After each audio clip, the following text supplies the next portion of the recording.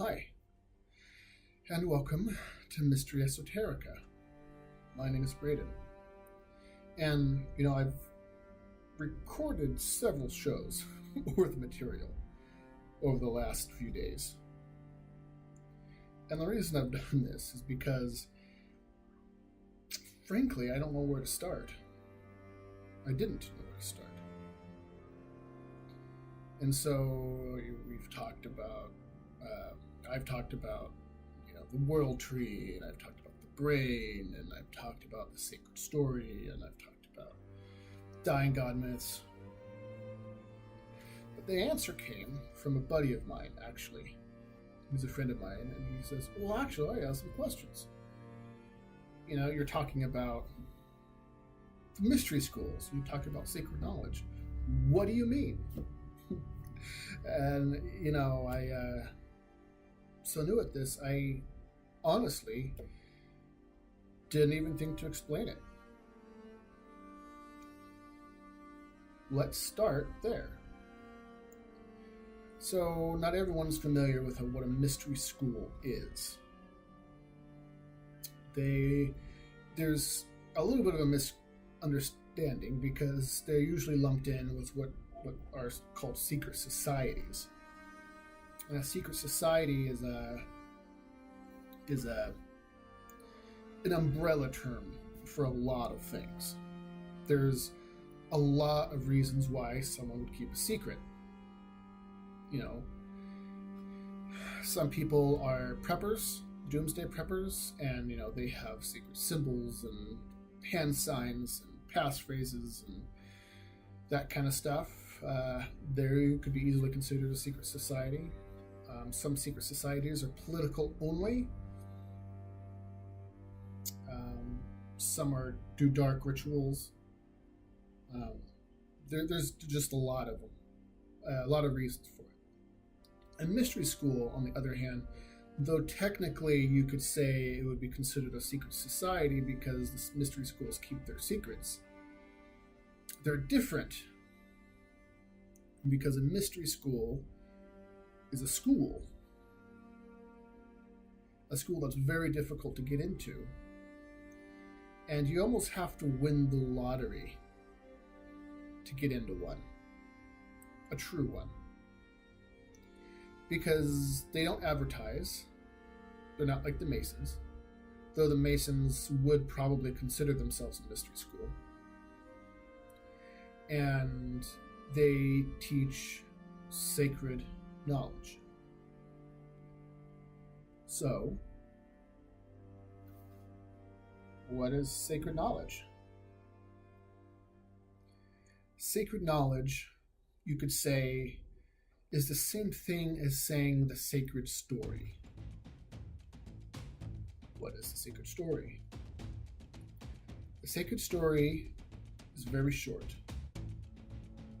You die, you're born, and you live.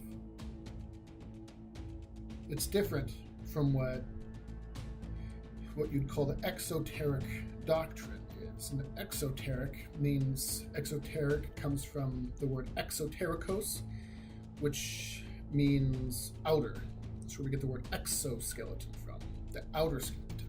The outer knowledge is the stuff that's told to everybody. Everybody gets to know it. It's the doctrine of the masses.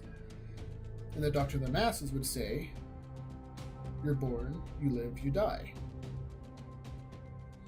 And that's because we have a habit of thinking that because I see it, therefore I believe it.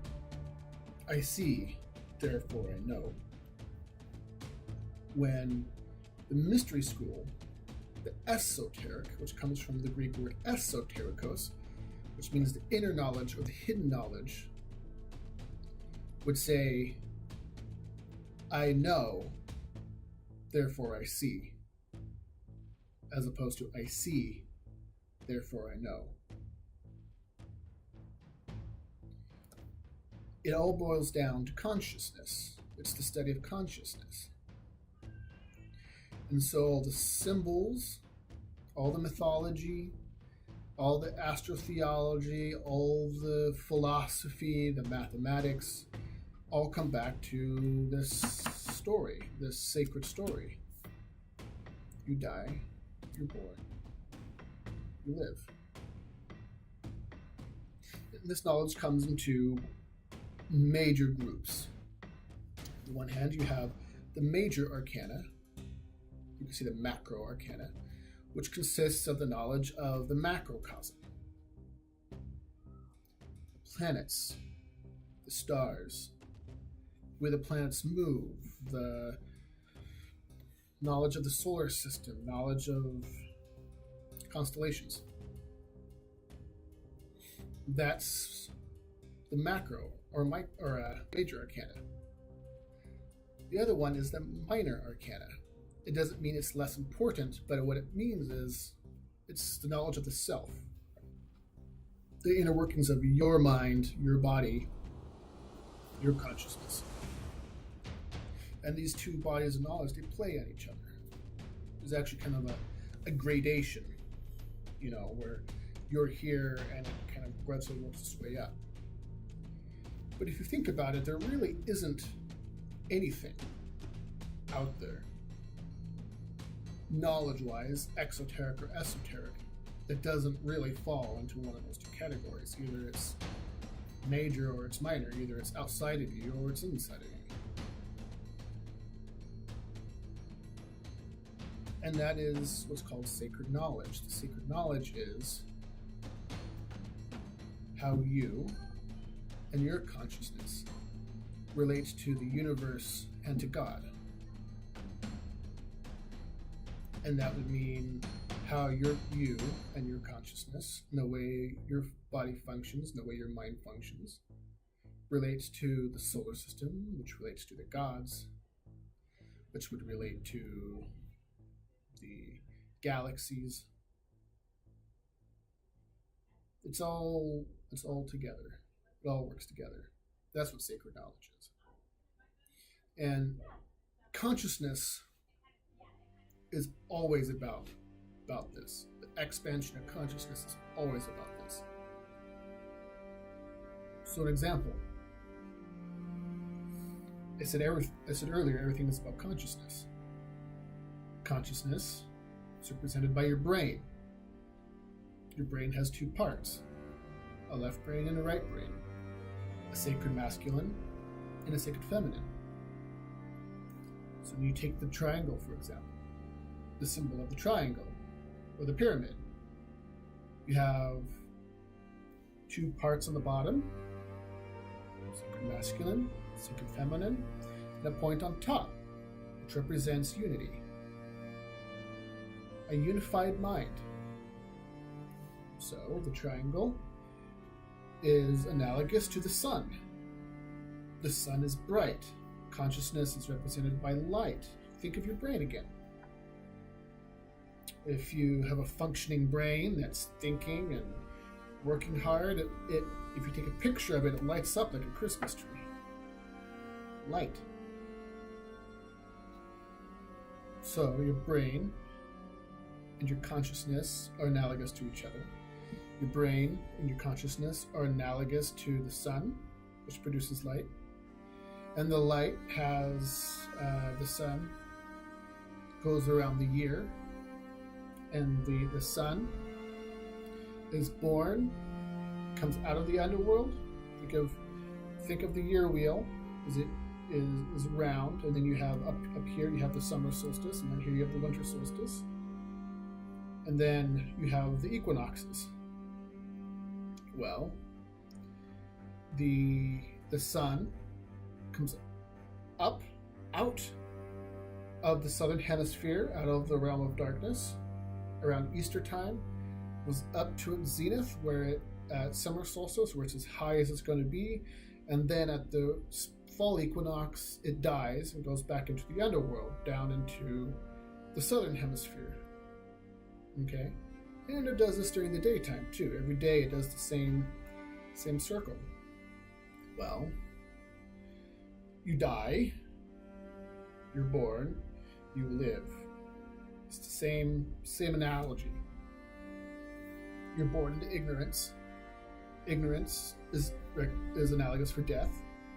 You are asleep, right? So things that represent darkness or cause darkness represent ignorance, the opposite of light, opposite of your consciousness. So death is something that'll take your consciousness away because you can't see. If you're asleep, you can't see, and if you're blind, you can't see. So these three things, when they appear in a myth, represent ignorance, to fall into ignorance. So you have this thing where each little thing is analogous to the other, and it all comes back to the sacred story. You die, you're born, you live. I know, therefore I am. I know, therefore I live. I know, therefore I see. If you can see the light, it means you have knowledge. Christ is the light of the world. Adonis was said to be the light of the world. Quetzalcoatl was said to be the light of the world.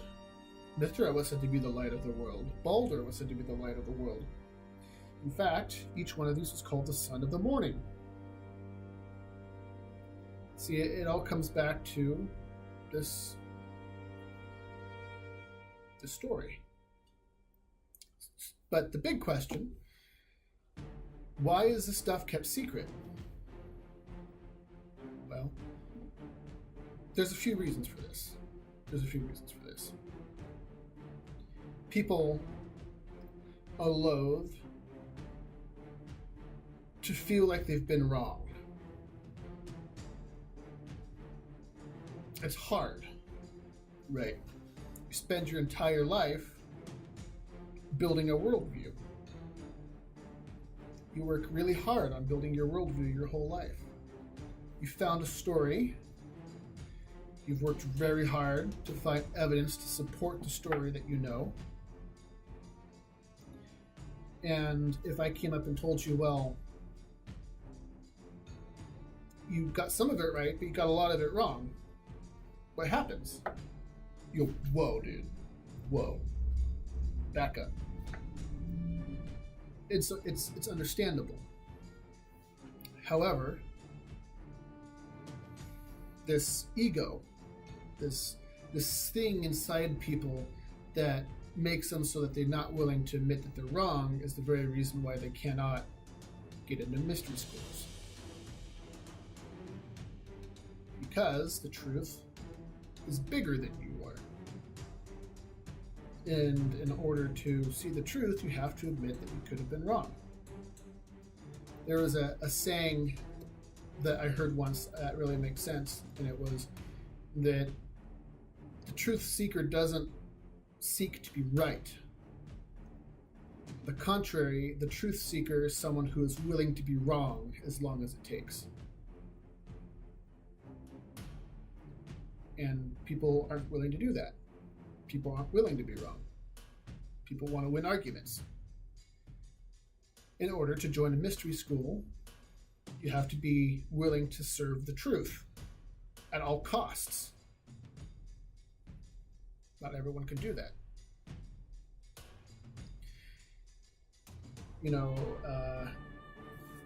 It's, the proof is in the pudding. You look at YouTube comments.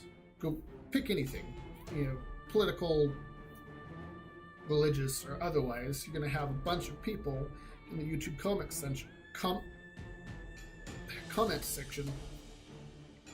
telling the content creator that they're stupid.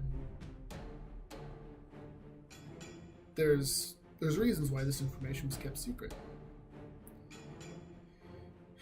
It's because you didn't want to waste your time on people who aren't going to listen. The other reason this information was kept secret is because this information is powerful. I mean, it really is powerful.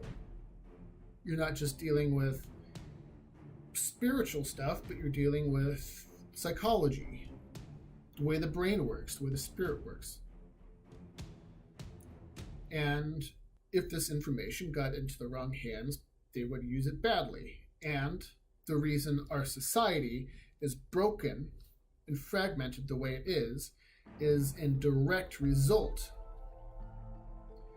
of this information being in hands of people who do know this information and will use it against you.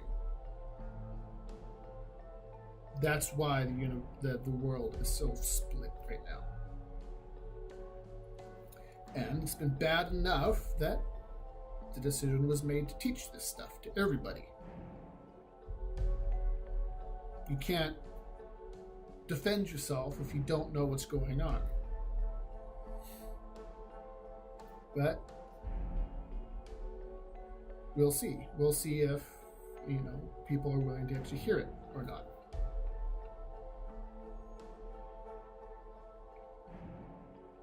So, thank you all for being here. Like, share, and subscribe. This is a brand new channel. If you subscribe now, it's going to be awesome. You get to see you're like the first people to subscribe. So let's keep this stuff going. We're going to talk about the sacred story in more depth coming up. It'll be in 2 parts. The first part will be a general overview, and then the second part will be a look at various sacred stories and how the pattern keeps recurring over and over again. So enjoy, you guys.